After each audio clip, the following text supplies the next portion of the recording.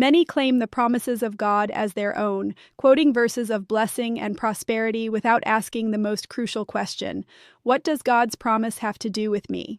Scripture is clear. God's promises are not universally applied, but covenantally bestowed.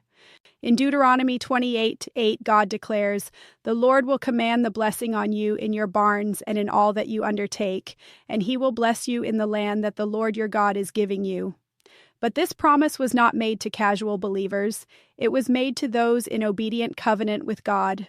Jesus defined his disciples in Luke 14:26-27. Jesus said that unless a person loves Christ more than his family and his own life, and takes up his own cross, he cannot become a disciple of Jesus. This is not symbolic language. This is the price of truly serving Jesus. Similarly, in John 14:23, Jesus says, "If anyone loves me, he will keep my word, and my Father will love him, and we will come to him and make our home with him."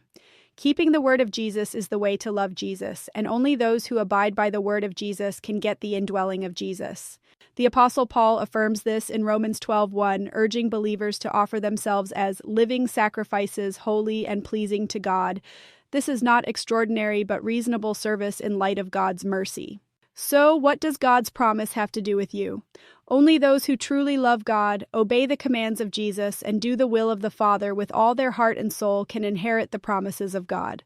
If you do not follow the words of Jesus with all your heart and spirit, then you will not be able to get God's blessings and promises. God's promise is a sacred contract, not a cheap gift.